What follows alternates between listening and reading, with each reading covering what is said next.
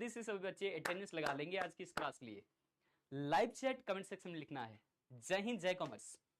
और अभी तक कौन कौन जुड़ चुके हैं?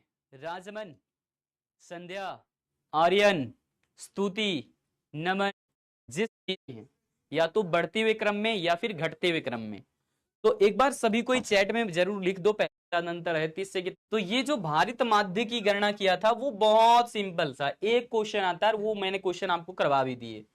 बाकी आप उससे प्रैक्टिस करो, डीपीपी से जाकर के इसके क्वेश्चंस सेम ही टाइप के होते हैं, तो ज्यादा प्रैक्टिस मत करना, समय बेकार होगा। 2-4 क्वेश्चन देख लेना। उसके बाद समांतर माध्य के क्या गुण है, दोष हैं, ये आपके एग्जाम के अंदर आते हैं भाई, तो ध्यान से इसको अपनी कॉपी पर नोट कर लेना। और भी हमने ठीक है माध्यिका कर दिया आपके लिए। पहले आप ये देख लो कि आज हम लोग क्या क्या करने वाले हैं। आज सबसे पहले बात करेंगे माध्यिका का अर्थ क्या होता है, उसके बाद माध्यिका की गणना करेंगे, फिर हम लोग माध्यिका के गुण और दोष पर बात करेंगे, लेकिन समझ में जिस प्रकार से आएगा उस वे में चलेंगे हम आपको लिए। ठीक है, तो पहले हम लोग ये नहीं देखेंगे कि अर्थ क्या है, पहले हम लोग ये देख लेंगे कि माध्यिका की गणना कैसे की जाती है। यदि हमें ये समझ में आ जाएगा तो अर्थ जल्दी से समझ में आ जाएगा, और उसके बाद गुण और दोष की चर्चा करेंगे आज हम लोग। तो ये देख लो जो कल हम लोगों ने किया था ना डिटेल में, लॉन्ग पॉइंट के अंदर में, लंबे लंबे पॉइंट के अंदर में किया था कि माध्य के क्या गुण हैं क्या दोष हैं। आज हमने उसी चीज को शॉर्ट में कर दिया यहां पर। ठीक है, नोट कर लेना कितने बढ़िया तरीके से एक एक पॉइंट छोटे छोटे पॉइंट में लिखा हुआ है, ये तुम्हें याद भी हो जाएगा। तो समांतर माध्य के उपयोग और गुण दोष क्या है? सबसे पहले गुण क्या है? सरल है, बिल्कुल आसान है, निश्चित संख्या देता है, सभी मूल्यों पर आधारित होता है, माध्य किसी भी नंबर को छोड़ता नहीं, 10 20 30 40 सबको जोड़ता है और सबसे भाग दे देता है। बीजगणितीय विश्लेषण संभव है, इसमें जोड़ घटाव गुना कर पाना संभव होता है। उसके अलावा प्रतिदर्श में यानी कि सैंपल में परिवर्तन का कम प्रभाव पड़ता है, यानी कि यहाँ पे नंबर आगे पीछे करने का कोई असर नहीं पड़ता जल्दी। अच्छा, समूहों की तुलना आसान हो जाती है। अगर कोई हमारा माध्य निकल गया, जैसे 10 20 30 40 50 का माध्य निकल जाता है 30, तो उसका तुलना आसानी से कर सकते हैं कि 10 से वो कितना ज्यादा अंतर है, 20 से कितना ज्यादा अंतर है, 30 से कितना ज्यादा अंतर है, 40 से कितना अंतर है, 50 से कितना अंतर है, तो जिसको डेविएशन से पता कर लेते हैं हम लोग। और प्रतिनिधित्व मूल्य भी ये माना जाता है, क्योंकि ये सभी मूल्यों पर आधारित भी है, तो बीचों बीच का मूल्य निकलता है। ओके, सभी को यहां पर बातें क्लियर है। लेकिन कल के क्लास में ही अवगुण हम लोग देखे थे, डिमेरिट देखे थे कि सीमांत मूल्यों का इस पर ज्यादा प्रभाव पड़ता है। जैसे मैंने एग्जांपल दिया था कि अगर 10 20 30 40 है और यहां पर 500 लिख दिया सीधा, तो सोचो ना ये बहुत बड़ा मूल्य नहीं हो गया? ये सब वैल्यू तो छोटे छोटे हैं, लेकिन अचानक से एक बड़ा मूल्य आ गया। अब इस बड़े मूल्य की वजह से इसका औसत बिगड़ जाएगा, पूरा पूरा औसत बहुत बड़ा हो जाएगा। जैसे कि अगर तुम 10 20 30 40 50 का औसत निकालोगे तो क्या करते हो, आप सबको जोड़ते हो और सबको जोड़ करके 5 संख्या से भाग दोगे, तो यहां पर जोड़ करके तुम्हारा आ जाता है 150 और 5 से भाग देते हैं तो तुम्हारा आंसर आ जाता है 30। लेकिन यहीं पर अगर सोचिए आपके पास अगर हम ये डिजिट दे दें कि 10 है 20 है 30 है ना 40 है, लेकिन अगला सबसे बड़ा नंबर लिख दिया गया 500। अब सोचो केवल एक डिजिट यहां पर बहुत बड़ा है, 3 डिजिट का आ गया है ना, और बाकी सभी दो दो डिजिट के हैं, तो इसको जोड़ोगे तो एक बड़ी संख्या तुम्हें नजर आएगा कि यहां पर आ गया कितना 500 ये है, और प्लस में 50 550, और यानी कि ये 600 हो जा रहा है टोटल। और भाग कितने से देना है? 5 से ही देना है, 1 2 3 4 5 से। तो टोटल जोड़ करके कितना आया? 50 और 50 100, और उधर 500 600 हो गया टोटल। तो 600 को अगर तुम 5 से भाग दोगे तो अब आंसर तुम्हारा कितना आ रहा है? जल्दी बताना एक बार चैट में, सभी कोई जल्दी बताओ चैट के अंदर में, सभी को बताओ। केवल विशाल ने बताया है, सभी को बताओ।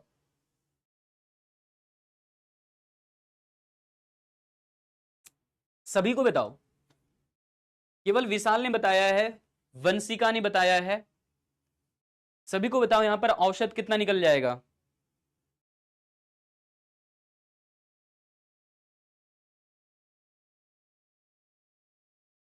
सोनम बहुत बढ़िया।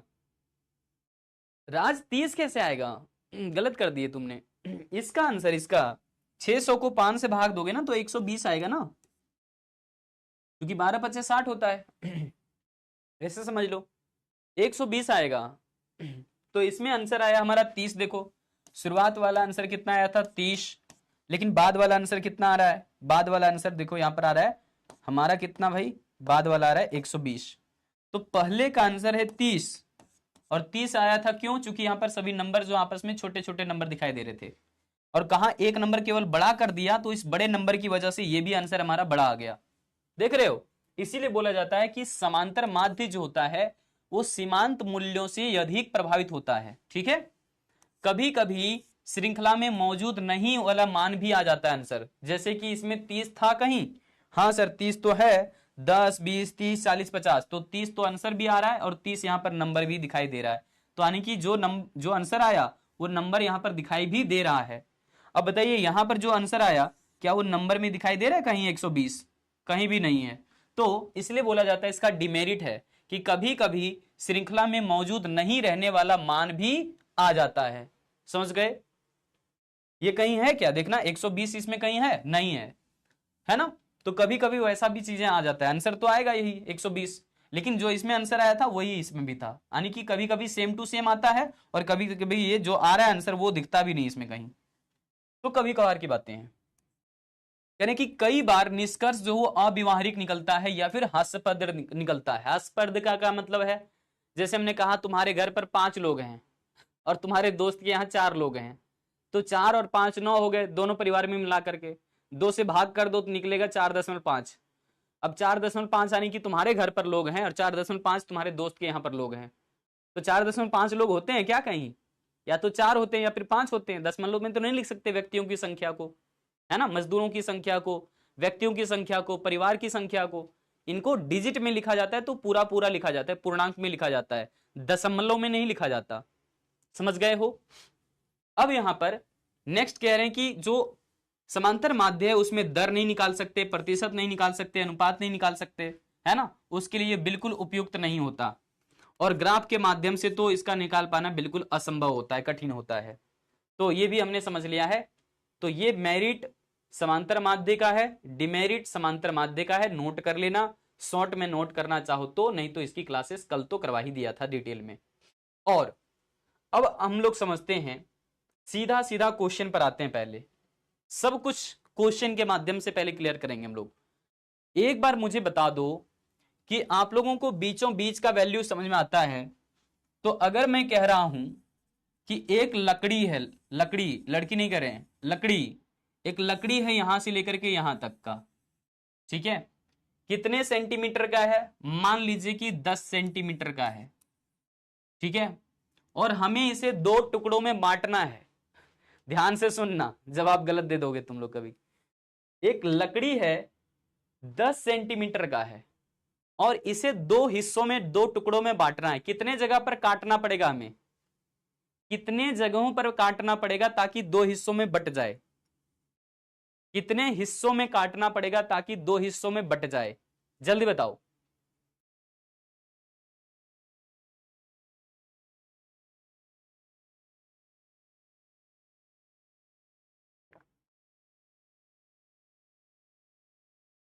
शिवम ये 5 क्या लिखे हो, 5 टुकड़ों में बांटोगे, अरे 2 हिस्सों में बांटना है। कितने जगह काटोगे, मैं ये कह रहा हूं, काटना है कितने जगह पर, काटना कितने जगहों पर है ये बताना है तुम्हें।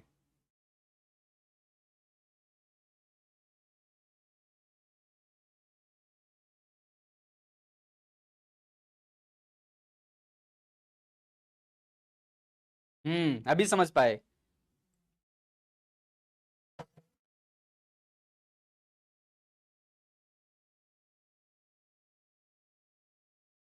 बहुत ही बढ़िया, बहुत बढ़िया। राजमन ने कभी लिखा है 2, कभी लिखा है 1, भैया एक ही जगह पर काटना पड़ेगा, 2 हिस्सों में बट जाएगा। नहीं समझ पाए, जैसे केवल एक जगह यहां पर काट दीजिए, यहीं पर काट दिया, बट गया 2 हिस्सों में, समझ पा रहे हो। तो इसी प्रकार से केवल एक जगह पर कट लगाएंगे ना, बीचों बीच कट लगा देंगे, तो यहां से यहां तक का गैप हो जाएगा कितना, 5 सेंटीमीटर का बन जाएगा, और यहां से इधर का कितना बन जाएगा, ये भी 5 सेंटीमीटर बन जाएगा। इस प्रकार से ये समझना था तुम्हें। तो यही होता है मध्य का, मध्य का मतलब बीचों बीच का पॉइंट, कि किस जगह पर कट लगा दें ताकि इधर का हिस्सा अलग हो जाए, इधर का हिस्सा अलग हो जाए, बराबर बराबर हिस्सों में बट जाए। तो दो हिस्सों में विभाजन करने के लिए ही मध्यिका शब्द का प्रयोग किया जाता है। दो हिस्सों में विभाजन करने के लिए ही मध्यिका शब्द का प्रयोग किया जाता है। और मध्यिका क्या बताता है? बीचों बीच के वैल्यू को बताता है, बीचों बीच के वैल्यू को बताता है। आइए व्यक्तिगत श्रेणी के अंदर हम लोग शुरुआत कर रहे हैं सवाल।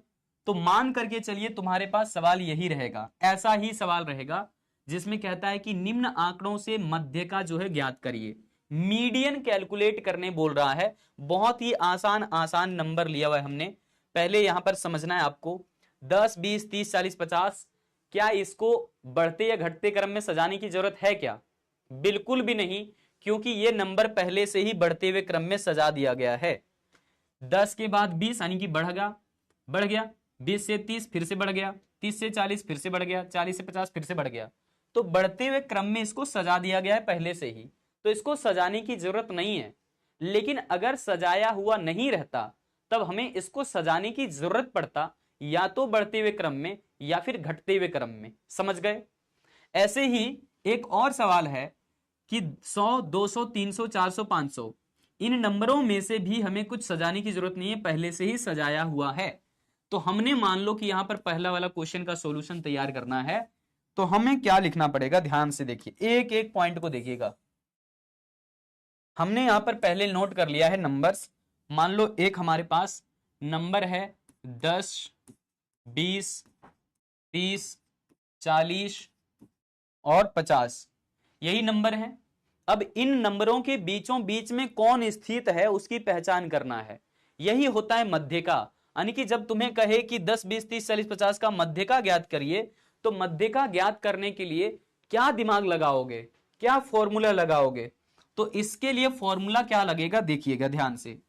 इसके लिए फॉर्मूला क्या लगेगा, यहां पर हम लोग लिखेंगे एम। एम का मतलब क्या होगा? एम जो है वो बताएगा साइज को। तो यहां पर लिखेंगे एम इक्वल टू क्या है? एम इक्वल टू है साइज। मैं हिंदी में लिखूं क्या, बताना? मैं हिंदी में ही लिखता हूं पहले। n+1/2 वहां पद का आकार। समझ पाए? ऐसे ही आपके फॉर्मूले बन गए। अब यही फॉर्मूला है तुम्हारे आंसर को कैलकुलेट करने के लिए। यही फॉर्मूला है, भागम भाग में नहीं चलेंगे, धीरे धीरे चलेंगे। बहुत सारे बच्चों को आता है कैलकुलेशन, बहुत अच्छी बात है। तो n का मतलब कहां से आएगा? n हमारा काउंट करके आएगा, 1, 2, 3, 4, 5 ऐसे करने हैं। तो टोटल कितना आ गया? 5, प्लस में एक फॉर्मूला में ही है और 2 से भाग भी करना है। इतनमा पद का आकार। अब तुम्हें यहां पर जोड़ना है। सबसे पहले 6 आ गया, 6 को 2 से भाग कर दो, तीसरा पद का आकार।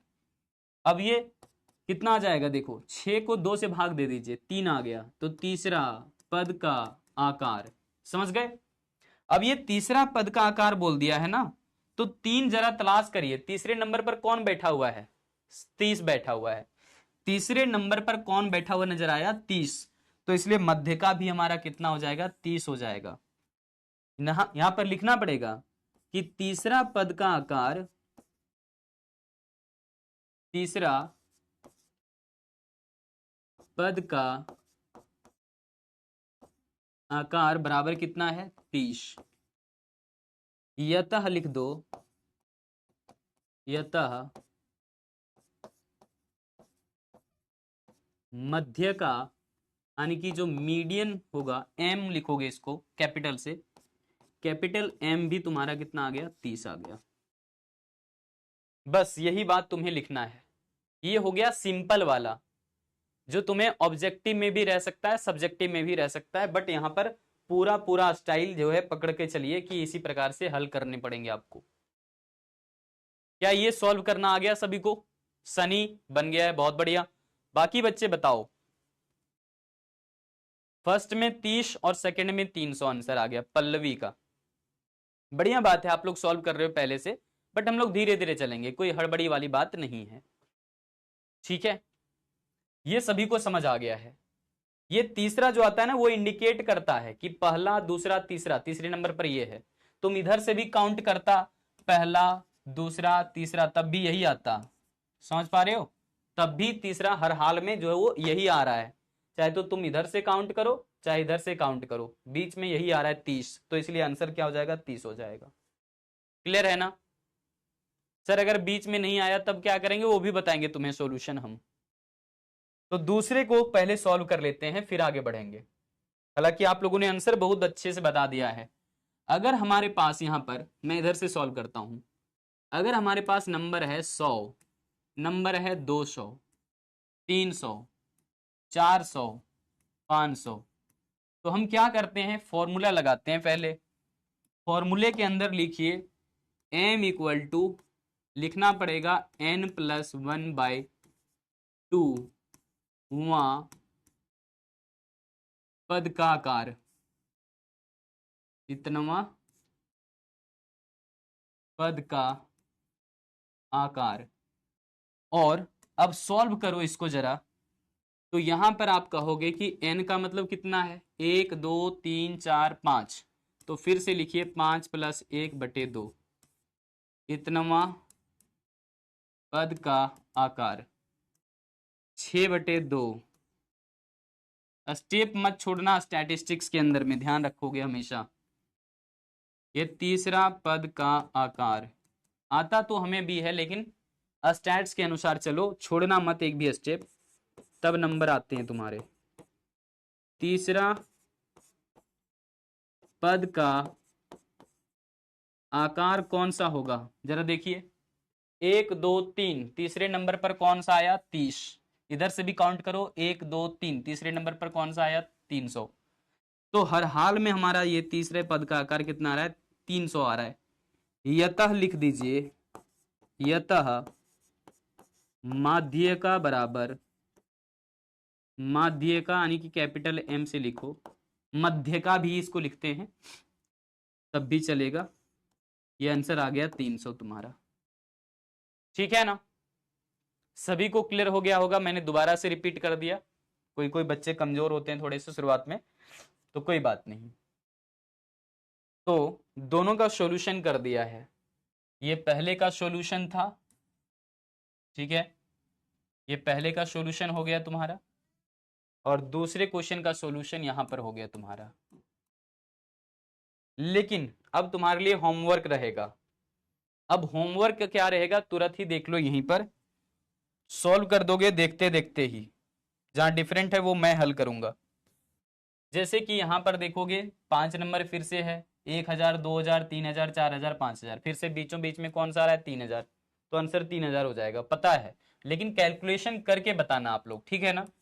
कैलकुलेशन करके बताना, वैसे नहीं। है तो आसान, सभी को पता है, लेकिन वैसे जवाब मत देना, कैलकुलेट कर लेना फिर जवाब देना। आंसर तो इसका 300 आएगा। इसमें से बताइए आंसर क्या आएगा? इसमें से भी देखिए बढ़ते हुए क्रम में लगातार नजर आ रहा है, 15 20 30 60 50। तो ये जो है वो 60 के बाद 50 आया है। इसको मैं हल करता हूं, रुको। चौथे क्वेश्चन का सॉल्यूशन मैं कर देता हूं। चौथे क्वेश्चन का सॉल्यूशन मैं कर रहा हूं, ध्यान दीजिए। क्यों सॉल्व कर रहा हूं मैं?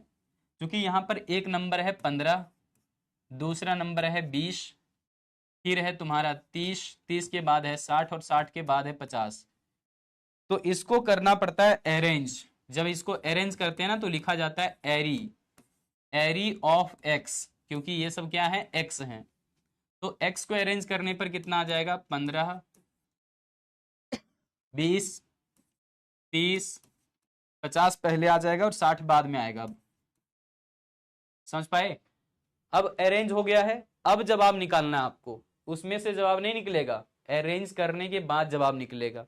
तो अरेंज को लिखते हैं शॉर्ट में एरी, एरी ऑफ एक्स, यानी कि ये सब सारा एक्स था, तो एक्स को हमने क्या किया? अरेंज कर दिया। अब सॉल्व करिए जरा, अब आंसर आएगा तुम्हारा। तो यहां पर लिखोगे n+1/2 पद का आकार, और n+1/2 काउंट करिए, 1 2 3 4 5, 5 आइटम है, 5 लिखिए।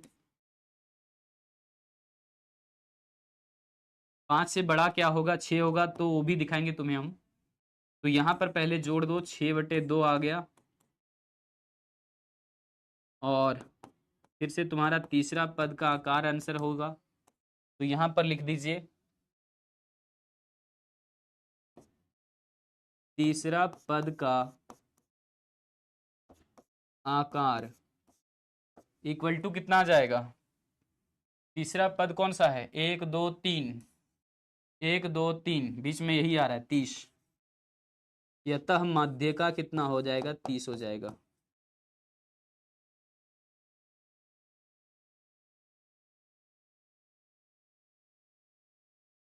क्या क्लियर है यहां तक, किसी को दिक्कत तो नहीं है? सबका आंसर भी आप लोग बता रहे हो, बहुत अच्छी बात है। चलिए, लेकिन ये होमवर्क में करना आप लोग।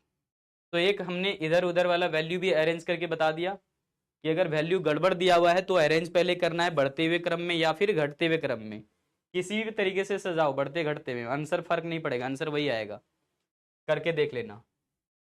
और पांचवें क्वेश्चन के जो है कुछ करने की जरूरत है क्या, इसमें भी देखिए पहले सजाने की जरूरत पड़ेगा।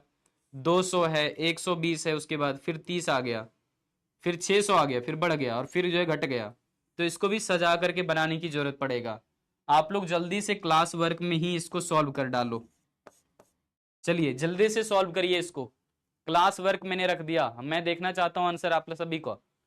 तीसरे वाले का 200 आंसर होगा सर, तीसरे वाले का आंसर 200, तीसरे वाले का हो जाएगा आंसर यहाँ पर ये वाला 3000 होगा। 200 कैसे कह रहे हो, इसमें से बताओ इसका आंसर क्या होगा, पांचवा का आंसर क्या होगा, पांचवें वाला का आंसर क्या होगा, पहले इनको सजाइए बढ़ते हुए क्रम में या फिर घटते हुए क्रम में, और फिर जो है फॉर्मूला लगाइए और देखिए कि क्या नंबर आ रहा है। 200 होगा सर, देखता हूं देखता हूं, बहुत सारे बच्चे इसके जवाब भी कह रहे हैं 200 होगा। मान लीजिए अगर हम केवल सजा करके यहाँ पर टेस्ट कर लेंगे, सॉल्व कर ही देते हैं, बोलते बोलते सॉल्व हो जाएगा। जैसे कि यहाँ पर दिया हुआ पहले कितना, छोटी संख्या देखिए पहले है 30, 30 के बाद है 120।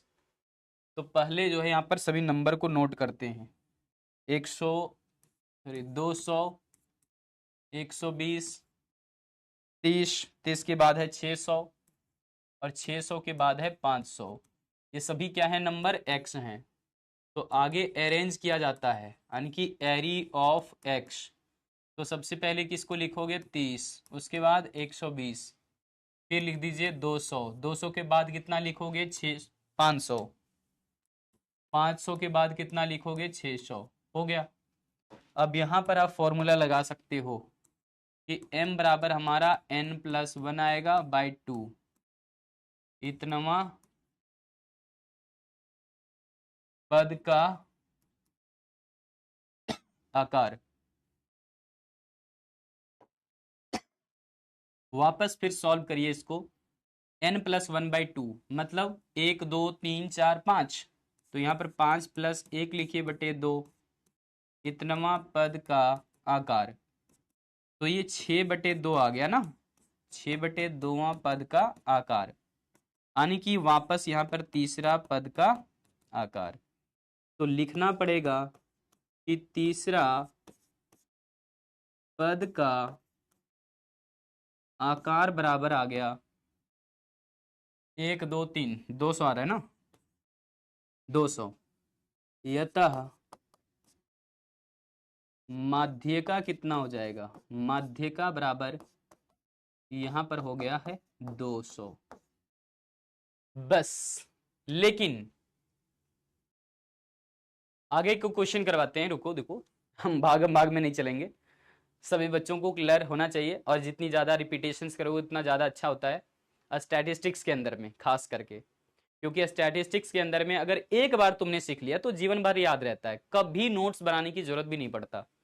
क्योंकि मैं आपको बताता हूँ, मैंने कभी नोट्स नहीं बनाए, हाँ बनाया ग्रेजुएशन में और मास्टर में, 11th में मैंने नोट्स नहीं बनाए थे स्टैटिस्टिक्स के, ये बात बिल्कुल सच है, ऑन कैमरा मैं तुमसे कह रहा हूँ।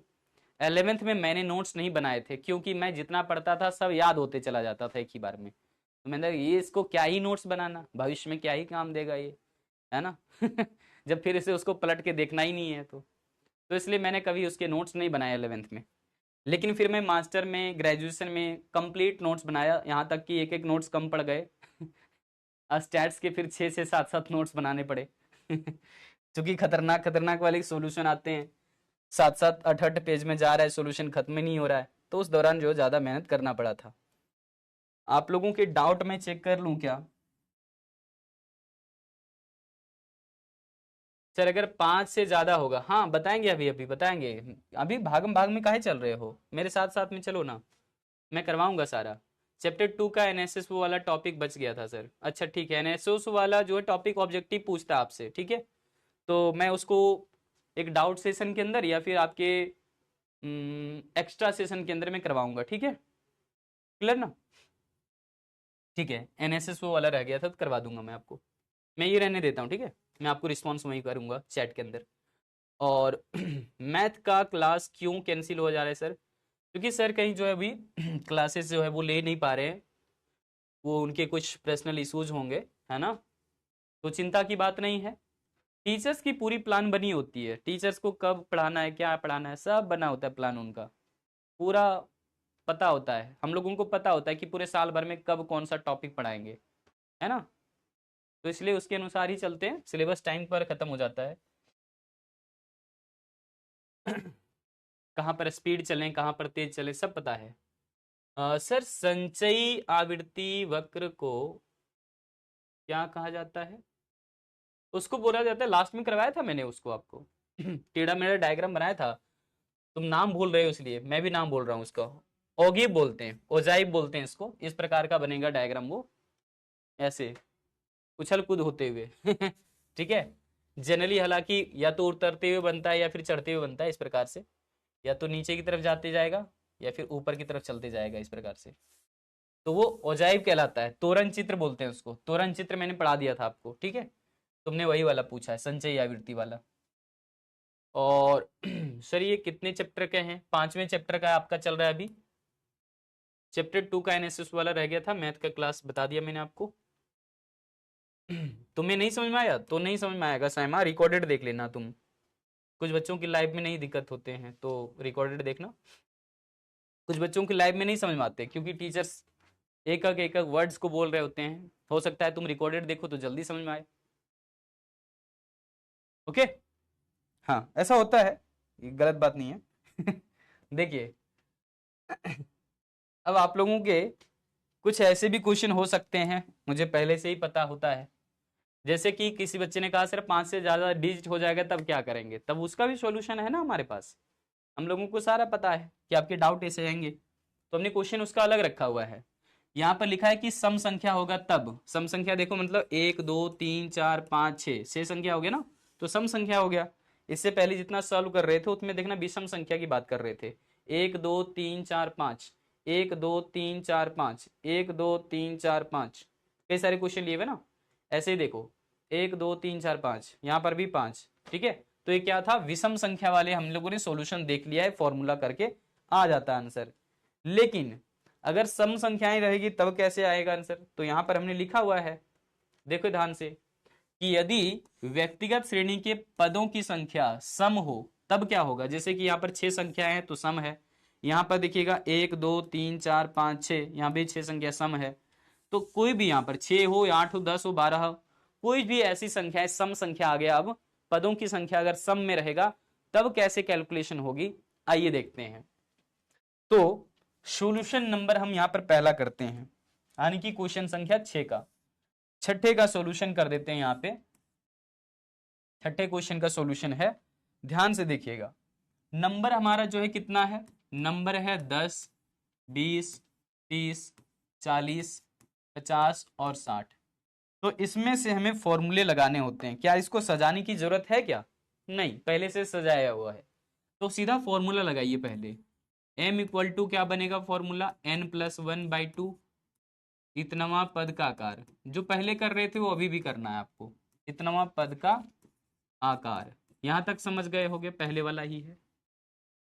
n का मतलब कितना सर, n का मतलब हो जाता है यहाँ पर 6 संख्याएं हैं, तो n का मतलब लिख दो 6, 6 + 1/7 मतलब 7 हो जाएगा।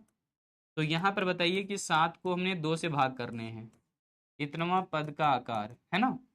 तो 7/2 का मतलब कितना हो जाएगा, 3.5, यानी कि 3.5।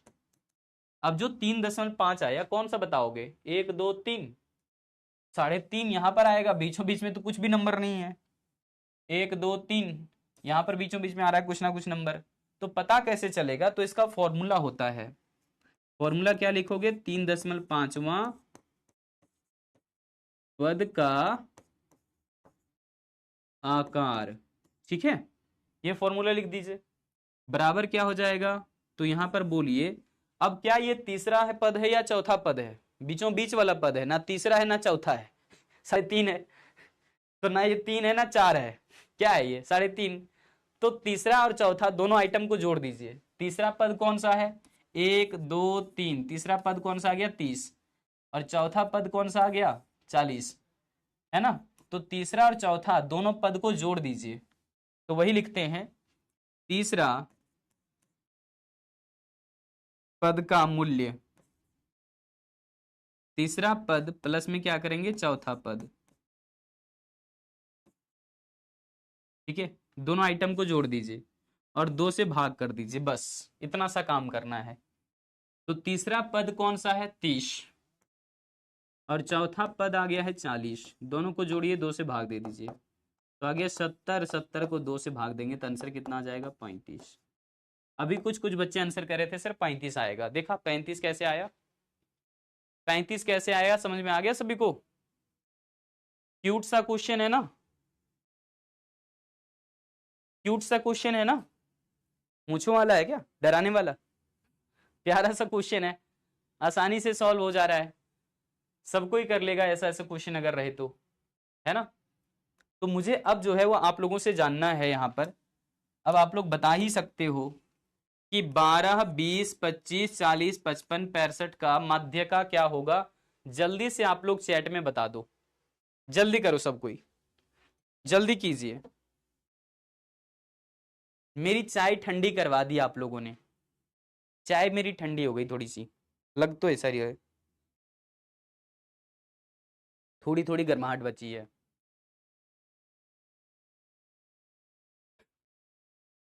जल्दी बताओ भाई, सॉल्व करके जवाब देना, सही गलत नहीं।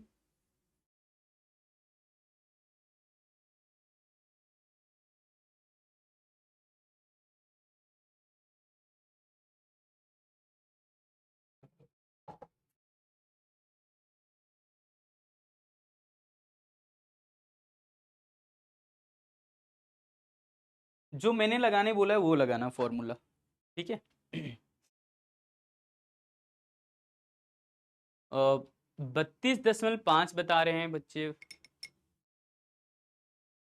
इसका 32.5 आया, देख लिया जाएगा।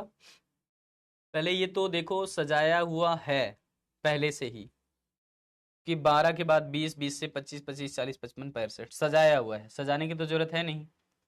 तो बीचों बीच में कौन सा नंबर आया, केवल ये 2 नंबर आए हैं, और दोनों नंबरों को जोड़िए जरा, तो 65 आ जाएगा।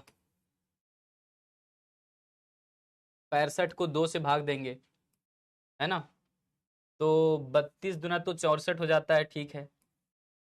तो एक 65, ठीक है, अब सही है, मतलब 32.5 सही है। जिन बच्चों ने बता दिए हैं बिल्कुल सही है, उन्होंने दिमाग यहाँ से केवल लगा लिया है, उन्होंने दिमाग केवल यहाँ से लगा लिए हैं, मैं समझ गया, कंप्लीट सॉल्यूशन नहीं किए हो, है ना, सिर्फ देख लिया कि बीचों बीच में ये दोनों नंबर हैं, दोनों को जोड़ो 2 से भाग कर दो। चलिए, ये भी दिमाग सही है आपका।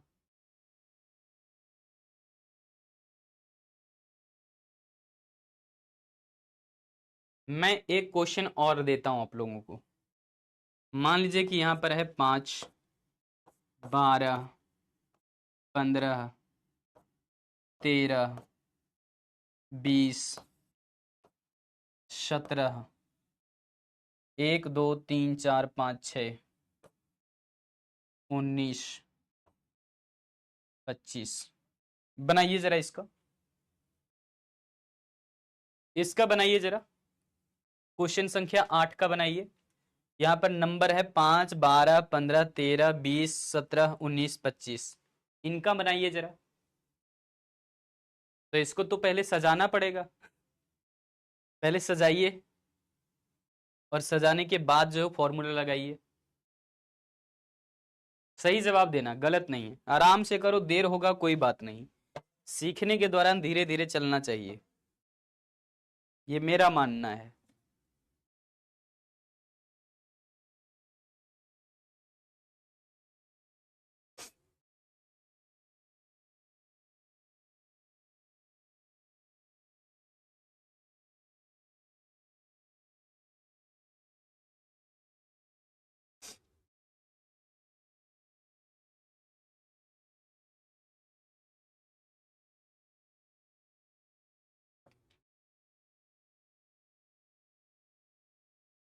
सोलह दशमलव पांच और कोई बता रहा है 15, कोई बता रहा है 17.5।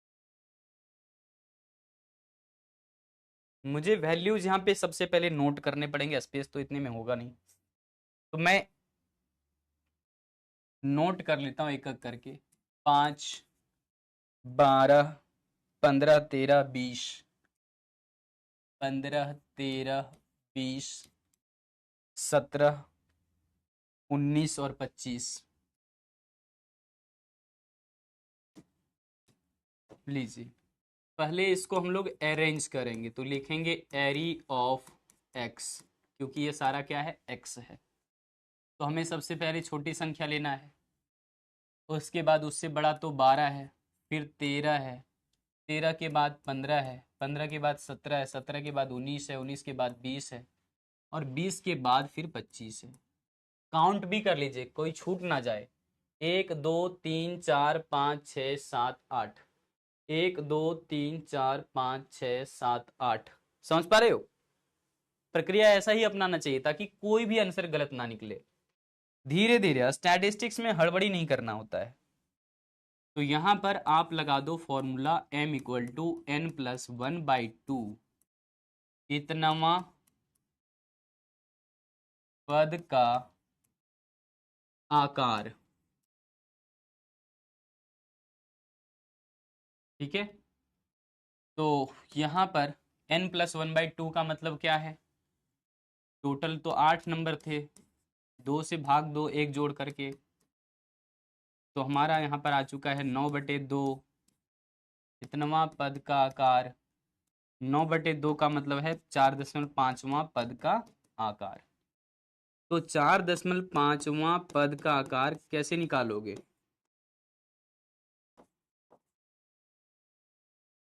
तो लिखिए यहाँ पर, ना ही ये 4 है ना ही ये 5 है, तो लिखना पड़ेगा चौथा पहले, चौथा पद का आकार, प्लस में क्या करोगे, 5वां पद का आकार, 5वां पद का आकार मतलब चौथा पद और 5वां पद दोनों को जोड़िए और 2 से भाग कर दीजिए। तो दोनों को जोड़ा हमने, चौथा पद कौन सा है, 1 2 3 4, चौथा पद कौन सा है, 15, और 5वां पद कौन सा है, 17। तो 15 प्लस 17 दोनों को जोड़िए, 2 से भाग कर दीजिए। तो दोनों को जब हमने जोड़ा है तो 7 और 5 12 के 2 बाकी हाथ में 1, 1 और 1 2 और 1 बाकी हाथ 3, 2 से भाग कर दीजिए। तो आंसर आ गया 16, 16 दूनी 32। आंसर क्या आएगा, 16 आएगा। आंसर क्या आ गया, 16 आ गया। आपको समझ आ रहा है क्वेश्चन? अनामिका मुझे पूछ रही हैं क्या?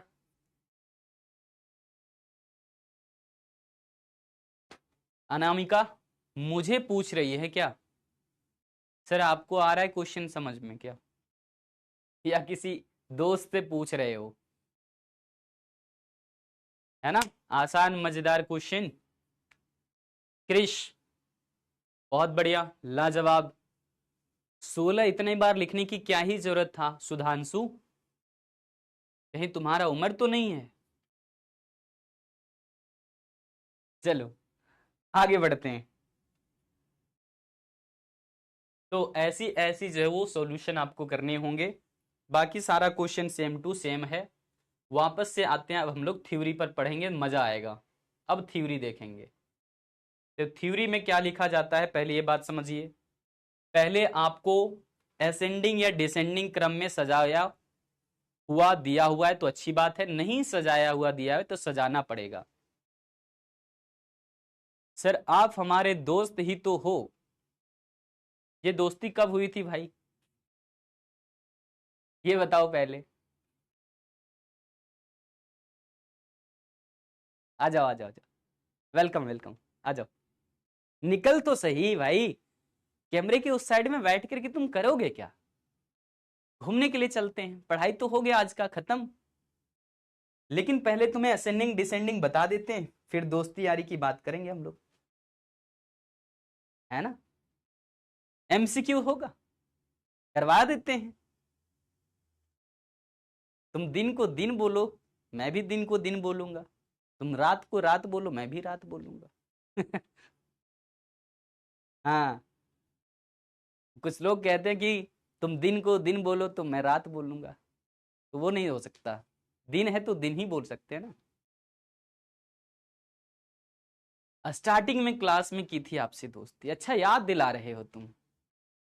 नहीं नहीं भाई, हमारी दोस्ती पक्की हो चुकी है, हमें दिख रहा है बैचेस के अंदर में चर्चाएं दिख रही है कि छोटू सर की क्लासेस में बच्चे जो है डिसिप्लिन हो गए हैं, क्योंकि सर कभी कभी, है ना, दे देते हैं धुन धना करके। कंसेप्ट छूट जाए, ये गलत बात है, ये ध्यान रखना होता है। तो जब समझ जाओगे, रिप्लाई अच्छे से करोगे, मुझे मजा आएगा। ठीक है, आरोही क्रम। तो आरोही क्रम और अवरोही क्रम ये क्या होता है, देखो पिक्चर से ही समझ में आ जाएंगे तुम्हें, है ना। सबसे पहले हमने यहां पर क्या किया है, आरोही क्रम। आरोही मतलब है असेंडिंग ऑर्डर। असेंडिंग मतलब, असेंडिंग मतलब क्या है, यहां पर धीरे धीरे संख्याएं बढ़ती चली जाएगी, मतलब छोटी संख्याओं से शुरुआत करेंगे। तो आरोही क्रम में सबसे पहले छोटा छोटा वैल्यू लिया जाता है, छोटे के बाद उससे थोड़ा सा बड़ा, और सबसे लास्ट में उससे बड़ा वैल्यू ले लेते हैं। जैसे कि मान लीजिए अभी नंबर था 10, 20, 30, 40 और 50, आप लोगों को समझ आ गया, लेकिन मेरा फर्ज है, अब यहां पर ऐसे नंबर दिए हुए हैं तो क्या हुआ है, सबसे पहले छोटा नंबर है, फिर उससे बड़ा, फिर उससे बड़ा, फिर उससे बड़ा, फिर उससे बड़ा, है ना। तो इस प्रकार से लिखे जाते हैं नंबर, समझ आया। हाँ, लेकिन यहां पर अगर आप देखोगे तो कौन सा पिक्चर नजर आएगा, आरोही क्रम में कौन सा है, ये वाला या फिर ये वाला, जवाब दो जल्दी से आप लोग। ऑप्शन ए या ऑप्शन बी, असेंडिंग में ये वाला है या फिर ये वाला है, बताओ, चैट में बताओ, चैट में बताओ भाई, ऐसे कैसे मजा आएगा। चैट में आप मुझे बताओ कि ये वाला असेंडिंग ऑर्डर में है या फिर ये वाला असेंडिंग ऑर्डर में है।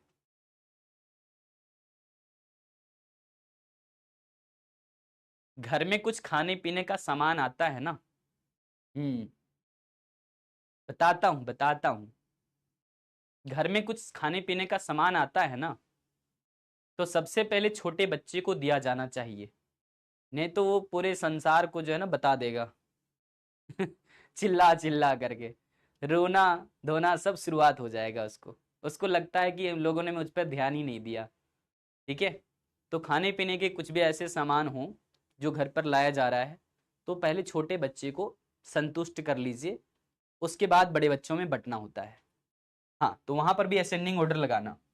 तो ऑप्शन ए हमारा जो है वो बिल्कुल असेंडिंग ऑर्डर है, क्योंकि यहां पर हम छोटे बच्चों से शुरुआत कर रहे हैं, उसके बाद उससे बड़ा, उससे बाद उससे बड़ा, उसके बाद उसके बड़ा। ठीक है, तो हालांकि यहां पर हाइट के बेसिस पर रखा है हमने, तो आप इस चीज को ध्यान रखोगे, एज के बेसिस पर, सब बेसिस पर रखा जा सकता है। तो यहां पर हमने हाइट के बेसिस पर असेंडिंग ऑर्डर किया हुआ है। ठीक है, और यहां पर डिसेंडिंग ऑर्डर है, डिसेंडिंग मतलब घटते हुए क्रम, सबसे पहले बड़ा, फिर उससे छोटा, फिर उससे छोटा, फिर उससे छोटा। ठीक,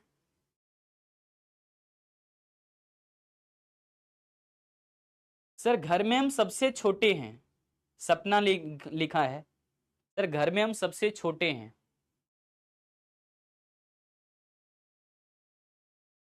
तुम ये बताना चाहते हो कि तुम्हें खाने पीने का सामान सबसे पहले घर वाले तुम्हें देते हैं,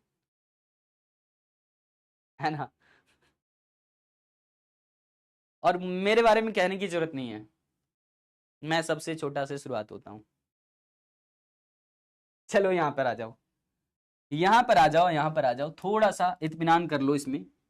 अब अवरोही क्रम में क्या होगा, सबसे पहले लिखा जाता है बड़ा वैल्यू, फिर उससे छोटा वैल्यू, और फिर इसी अंतर में हम और भी बड़े छोटे वैल्यू को देख करके काम करते हैं। तो जैसे कि मैंने मान लो नंबर लिखे 200, ठीक है, उसके बाद क्या लिख रहे हैं, मान लो 150 लिख रहे हैं, उसके बाद लिख रहे हैं 100, उसके बाद लिख रहे हैं 50, उसके बाद लिख रहे हैं 10, उसके बाद लिख रहे हैं 5। ये सब क्या है, ये हम लगातार कम होते जा रहा है वैल्यू, देखो, तो इसको बोलते हैं डिसेंडिंग ऑर्डर, ठीक है। हाँ, चलिए आगे बढ़ते हैं। मेरे बारे में क्या पूछ रहे हो आप, मैं सबसे घर में बड़ा आदमी हूं, मेरे बाद मेरे दादाजी का नंबर आता है, घर पर मैं सबसे बड़ा हूं, उसके बाद मेरे दादाजी हैं, है ना।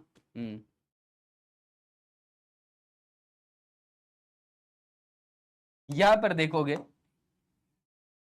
माध्यिका, माध्यिका को हम लोग क्या बोल रहे हैं, अंग्रेजी में बोलते हैं मीडियन। मीडियम मत बोल देना, मीडियम अलग चीज होता है, मीडियन, ए, यहां पर देखो मीडियन, IAN लगा हुआ, मीडियन, ठीक है। और इसको हम लोग डिनोट करते हैं कैपिटल M से। किससे डिनोट करेंगे, कैपिटल M से डिनोट करते हैं, ठीक है। डाउट भी चेक कर लेंगे तुम्हारा, दादाजी के ऊपर में डाउट हो गया तुम्हें, ऐसी बात नहीं है भाई, विश्वास कर लो कभी कभी। मैं सर्टिफिकेट कैसे दिखा सकता हूँ, दादाजी का जो वो सर्टिफिकेट किसी ने बनवाया ही नहीं, है ना।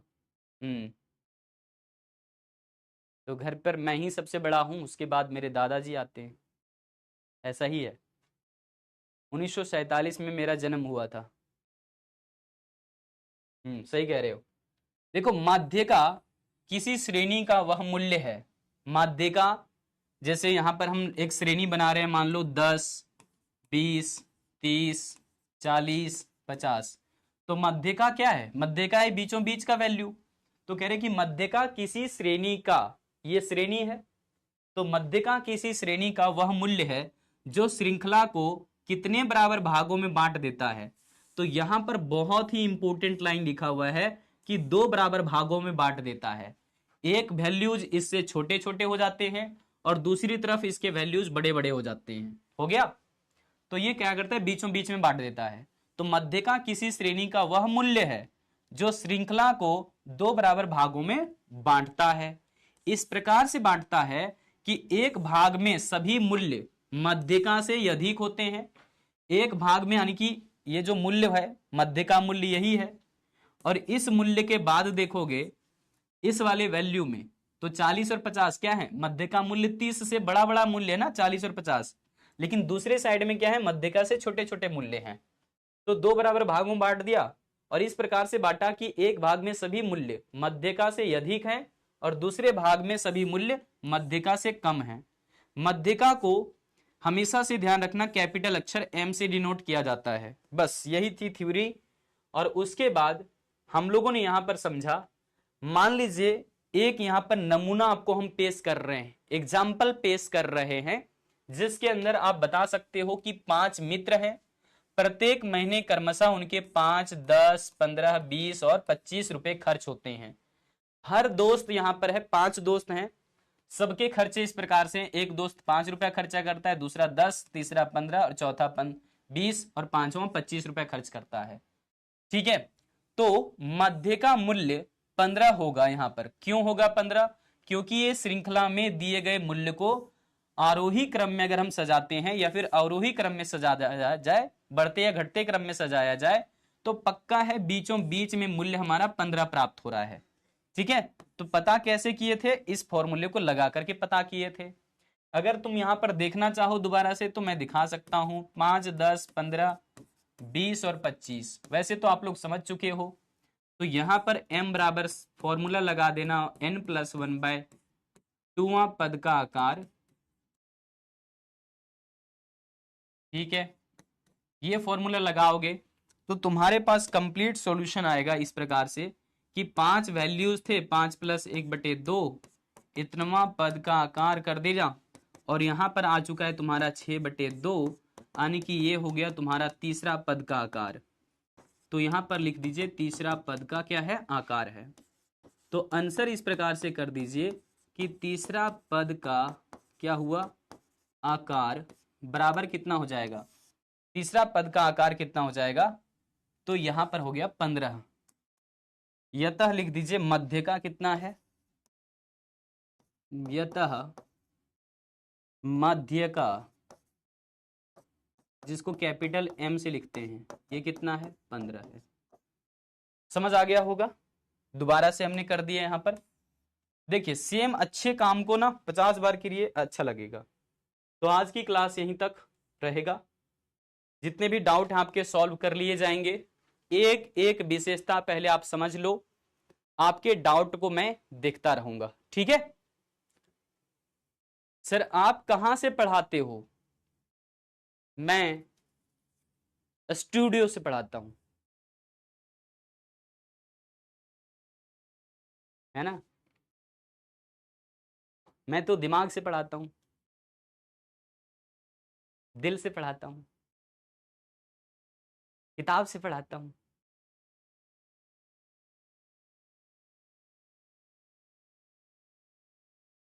हाँ सर, गांधी जी के दोस्त थे, मेरे छोटे भाई की तरह। ये क्या बात हुआ, ये क्या लिखा इसने? सर आप 78 साल के हो गए हो, फिट कैसे हो? फिट तो रहूंगा ना। पढ़ोगे लिखोगे तभी तो फिट रहोगे। हाँ, फिट रहने के लिए पढ़ना पड़ता है पहले, पढ़ने के बाद अच्छी सी जॉब में चले जाओ, अच्छी सी जॉब के बाद खूब सारे पैसे आते हैं, है ना, खूब खाओ मौज करो, फिट रहो। चलिए अब देखो, मजे मजे में हम लोग यहां पर समाप्त कर लेंगे अपना टॉपिक। किस प्रकार से ये वाला थ्योरी पूछता है, इग्नोर मत करना।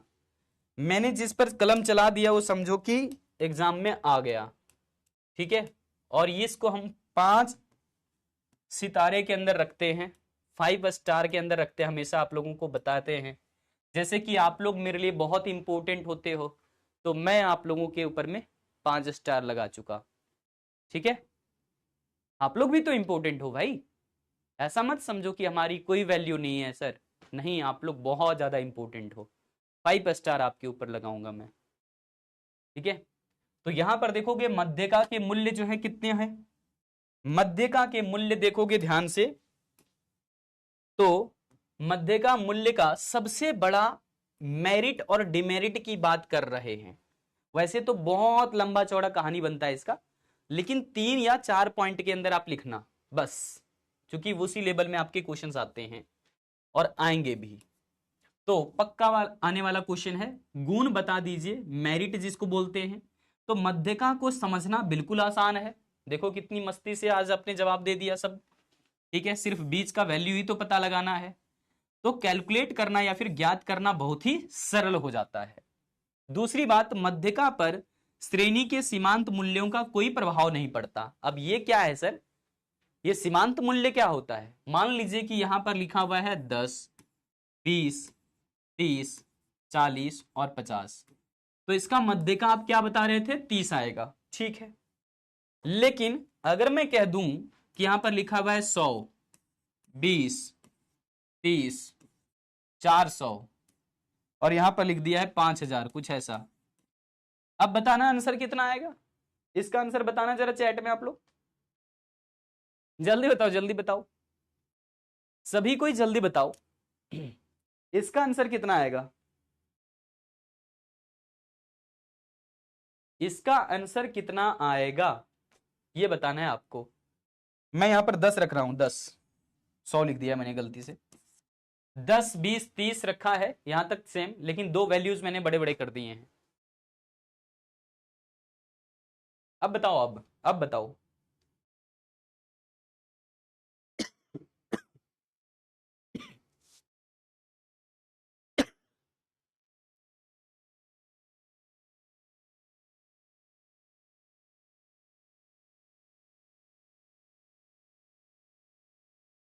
अब बताओ आंसर कितना आएगा। अब भी आंसर 30 ही आएगा, सबने 30 ही मेंशन किया है। गोलू पूछ रहा है भाई आप इंस्टा चलाती हो? नहीं, मैं इंस्टा नहीं चलाती हूं। मैं तो सीखने के लिए गई भी थी ना, एक्सेलरेटर जोर से ले लिया, मैं तो गिर गई आगे। मैं तो वही व्हाट्सएप चलाता हूं, दोनों हाथ छोड़ करके, हेलमेट की भी जरूरत नहीं पड़ती उसमें। तो यहां पर फिर भी आंसर तुम्हारा कितना आ रहा है? 30 आ रहा है। क्यों? क्योंकि बीचों बीच का ही तो वैल्यू चाहिए होता है हमें, बीचों बीच का ही वैल्यू चाहिए होता है हमें। भले ही बाद में इधर बड़ा बड़ा वैल्यू लिख दे, कोई फर्क ही नहीं पड़ता इसको। तो वही है सीमांत मूल्य। सीमांत मूल्य का मतलब होता है कोई बड़ा सा अचानक सा वैल्यू आ गया तो इसको कोई फर्क नहीं पड़ता, सिर्फ इसको मतलब है बीचों बीच के वैल्यू से। अगर बीचों बीच में वैल्यू पहले भी वही था, बाद में भी वही है, और आसपास के केवल नंबर बदल दिए गए हैं, तो भी इसको कोई फर्क नहीं पता चलेगा। समझ गए? समझ गए? तो यही है, सीमांत मूल्य का असर इस पर कम पड़ता है मध्यका पर। मध्यका को ग्राफ की सहायता से भी निर्धारित कर सकते हैं। जैसे कि एक बच्चे ने सवाल किया था कि सर अगर हम संचयी बारंबारता को डायग्राम में कन्वर्ट करते हैं तो कौन सा डायग्राम बनता है? तोरण चित्र बनता है। और दो तोरण चित्र को अगर एक साथ में मिलाया जाता है ना, तो तोरण चित्र की सहायता से मध्यका निकाल सकते हो आप। इस बात को केवल अभी नोट करना है, विशेषता के अंदर, गुण के अंदर, दोष के अंदर। आगे देखिएगा, इसकी एक और डिमेरिट है कि मध्यका मूल्य प्रायः श्रृंखला के मूल्यों में से ही कोई ना कोई एक होता है। जैसे कि ये 30 निकल रहा है तो इनमें है ना कहीं 30, हाँ है, ठीक है। तो इसलिए इसको हम लोग प्रतिनिधित्व की दृष्टि से सबसे अच्छी औसत मानते हैं कि हाँ उसके बीच में रहने वाला ही नंबर है, इनके बीच में ही नंबर था 30 और आंसर भी आ रहा है 30, ये तो अच्छी बात है। तो ज्यादातर यही होता है, ये पोजिशनल एवरेज बोला जाता है इसको। ध्यान रखना आप लोग, मध्यका को ही पोजिशनल एवरेज, स्थितिक औसत कहा जाता है, पोजिशनल एवरेज कहा जाता है। बहुत ही एक छोटा सा टर्म है ये, लेकिन आपको कोई ना कोई जरूर पूछेगा कि बताओ मध्यका पढ़ लिए हो, पोजिशनल एवरेज किसको कहते हैं? तो बता देना मीडियन को कहते हैं, मध्यका को कहते हैं पोजिशनल एवरेज। चूंकि ये पोजीशन बताता है कि तीसरे नंबर पर आंसर छुपा हुआ है, पोजीशन बताता है ये, ठीक है। तो इसके डिमेरिट क्या क्या होंगे? तो मध्यका को ज्ञात करने में सबसे पहले हमें आंकड़ों को सजाना पड़ता है आरोही और अवरोही क्रम में, और व्यवस्थित करना पड़ता है इस तरीके से, तो काफी ज्यादा समय लग जाता है। तो सबसे बड़ी डिमेरिट ये बता दो कि बड़ा मेहनत है भैया आरोही और अवरोही में सजाने में। मध्यका ज्ञात करने के लिए सभी मूल्यों पर ये जो वो आधारित नहीं होती है, क्योंकि आपने देखा 500 था या 5000 था, इसको कोई फर्क ही नहीं पता चलेगा, बस बीच का नंबर होना चाहिए वो वाला, ठीक है। तो बीच के नंबर से ही केवल इसको मतलब है, बाकी जो है वो बड़े बड़े वैल्यू है, छोटे छोटे वैल्यू आसपास में, इसको कोई फर्क नहीं पड़ता। तो इसलिए सभी मूल्यों पर यह आधारित नहीं होती है, क्योंकि उसको सिर्फ काउंट करता है। अगर मान लो यहां पर लिखा हुआ है 10, 20, 30, 40, 50, तो देखना काउंट कैसे कर रहा है। यहां पे लिखते हैं ना फॉर्मूला में n+1/2th आइटम, इस प्रकार से। अब बताइए ये कैसे काउंट कर लिया? कहता है कि 1 2 3 4 5 देख रहे हो, इनकी वैल्यू भी काउंट नहीं कर रहा है, 10 20 30 नहीं कर रहा है, कह रहा है कि 1 2 3 4 5 लिख दिया इनके जगह पर 5। यानी कि यहां पर कितना लिखा हुआ है, कितना लिखा हुआ है, इसका कोई फर्क इसको नहीं पता चलता, ठीक है, कोई मतलब भी नहीं है इसको इससे। इसलिए यहां पर लिखा जाएगा कि मध्यका श्रृंखला के सभी मूल्यों पर आधारित नहीं होता, सभी मूल्यों को नहीं शामिल करता, इसलिए यह केवल और केवल स्थिति संबंधी माध्य है। यानी कि ये सिर्फ और सिर्फ ऐसा एवरेज है जिसको हम पोजिशनल एवरेज कहते हैं।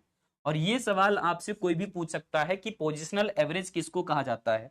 ध्यान रखना, मध्यका को कहा जाता है।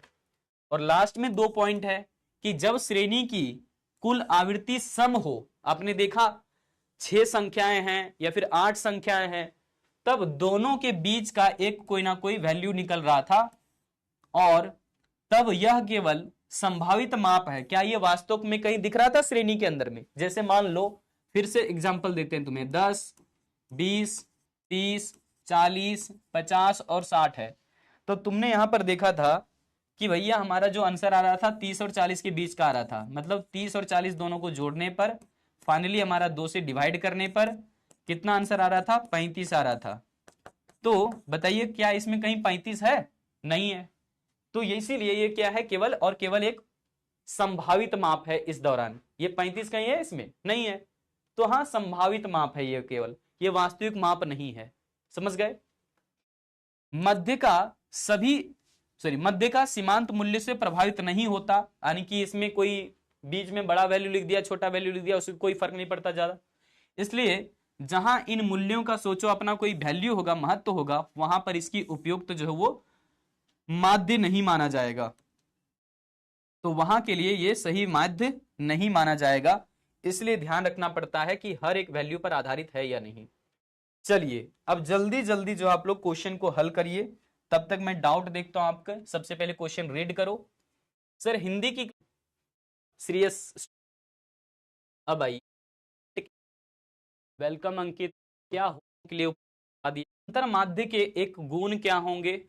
समांतर माध्य जो आपने कल क्लास में पढ़ा हुआ था, लास्ट हम लोग देख रहे थे कल की क्लास का, और आज भी आपको शुरुआत में बता दिया है ना, तो वहीं से सवाल है कि समांतर माध्य का एक प्रमुख गुण क्या होगा, मुख्य। रंजीत ये वो वहीं पर दिया हुआ है। वेलकम अंकित, वेलकम, नए बच्चे ने ज्वाइन किया। मेंस वर्क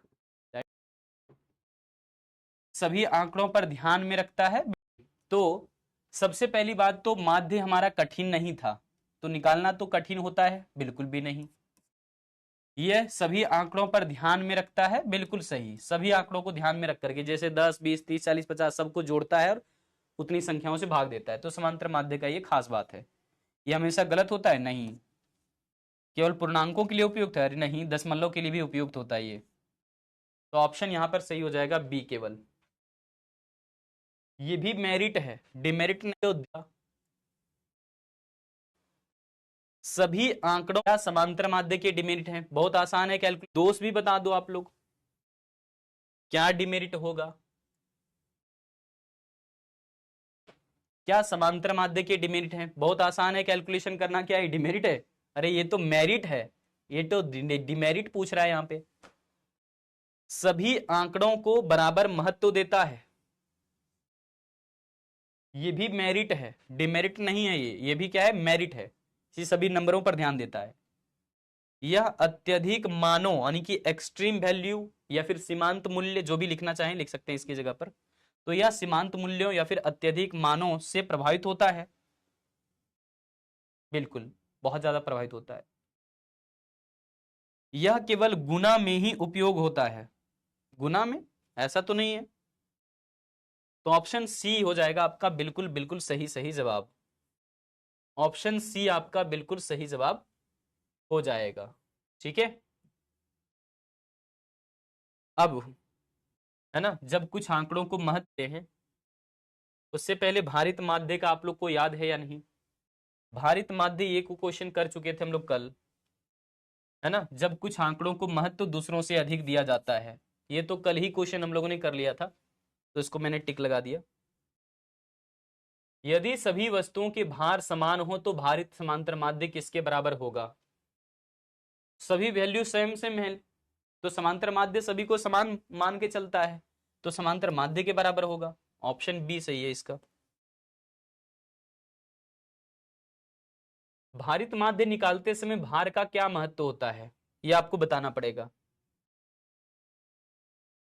यह मान को कम करता है, नहीं, यह मान का महत्व दर्शाता है, यह गणना को कठिन बनाता है, यह केवल संख्याओं को सजाने के लिए होता है। ऑप्शन ए और डी नहीं होगा, बाकी आप सोच लो बी और सी में क्या होगा सही। बी और सी में क्या सही होता है? जैसे 10, 20, 30, 40 जो, तो यह मान का महत्व दर्शाता है। वेट क्या होता है? वेट होता है किसी भी वैल्यू को कितना महत्व दिया जा रहा है। जैसे 10, 20, 30, 40 जो लिखा हुआ रहता है, उसमें से ज्यादा वैल्यू किसको दिया जाता है, ज्यादा, तो ये आपका SW रहे। अब चलिए यहां पर से मैं आपको क्वेश्चन एक दे रहा हूं, ये तो वेट वाला है क्वेश्चन, तो ये आपका SW रहेगा। ठीक है, इसको कर लेना आप लोग, कल भी मैंने होमवर्क दिए थे आपको। केंद्रीय प्रवृत्ति का वह मान जो वितरण को दो समान भागों में बांटता है, उसको क्या बोलते हैं? ये सवाल बहुत इंपॉर्टेंट है और आपके बोर्ड पेपर में देखने को हूबहू मिल जाता है। ये बहुत इंपॉर्टेंट क्वेश्चन है। 5 स्टार लगा दिया हमने। केंद्रीय प्रवृत्ति का वह मान बताइए। केंद्रीय प्रवृत्ति को बराबर 1।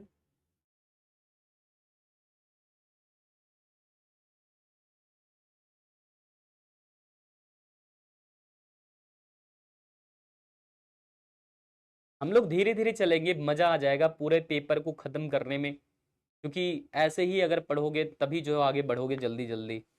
सीख सीख करके पढ़ोगे ना तो आपको रटना नहीं पड़ेगा, आपको बार बार वही चीजें पलटनी नहीं पड़ेगी।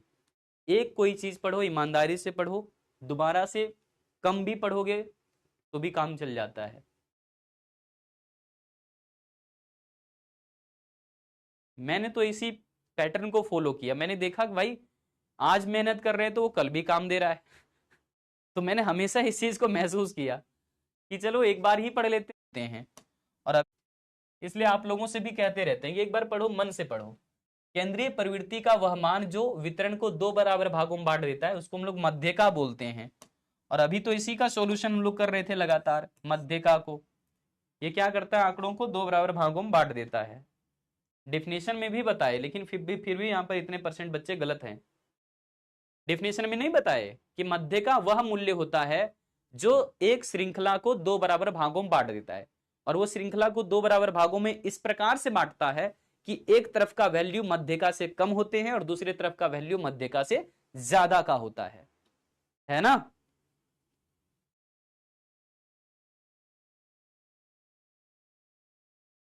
अगला सवाल बताइए। मध्य का, है ना, मध्य का गणना करने के लिए श्रेणी को व्यवस्थित किया जाता है केवल बढ़ते हुए क्रम में, यानी कि आरोही में या अवरोही में, या फिर दोनों में। केवल बढ़ते हुए क्रम में, केवल घटते हुए क्रम में, या दोनों में।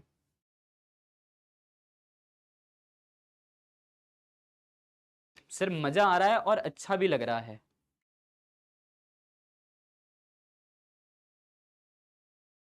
नोट्स प्रॉपर आप लोग बना लेना, नोट्स में कमी मत छोड़। तो वो सब का मेरी क्या स्टैटिस्टिक्स के क्वेश्चन पढ़े हुए हो तो उसका रिवीजन कर सकते हो।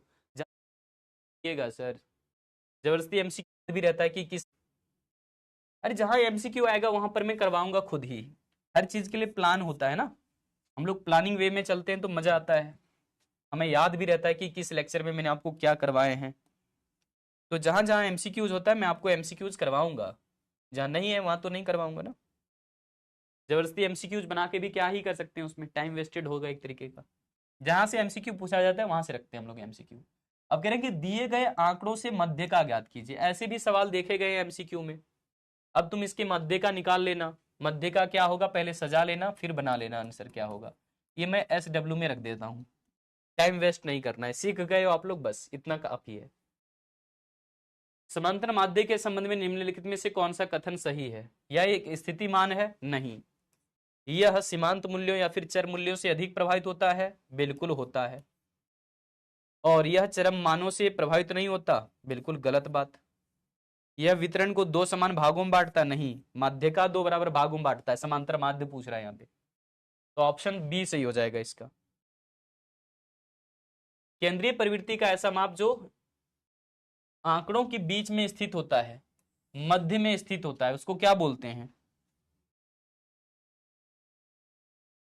यही तो सवाल था पीछे, लगता है सिर्फ वहां पर लिखने का तरीका अलग था।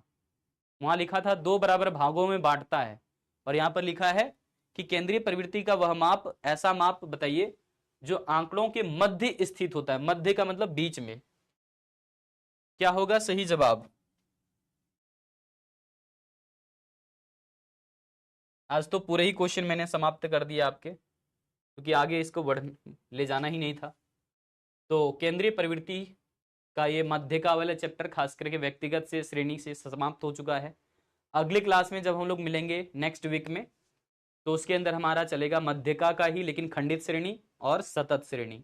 ठीक है, जब वो हो जाएगा कंप्लीट फिर बहुलक देखेंगे। ठीक है, इसी प्रकार से चलता रहेगा।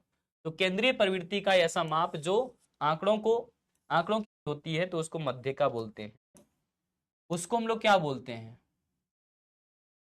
मध्य की स्थिति पर होता है तो उसको हम लोग क्या बोलते हैं, बीचों बीच की स्थिति होती है तो उसको मध्यिका बोलते हैं। ऑप्शन हो जाएगा सी आपका। पूछने का तरीका अलग अलग था थोड़ा। चलिए, बाकी एक सवाल हमने वैसा यहां पर रख दिया है कि मध्यिका उस चर मूल्य का क्या होता है, स्थितिक माध्य है या फिर माप है, जो भी बोल सकते हो, या फिर मान है जो वितरण को दो समान भागों में बांटता है। तो ये सेम टाइप का क्वेश्चन 3 हो गया, इसके अभ्यास कर लेना। क्या ये क्वेश्चन रिपीटेड था क्या? चलो, तो आज के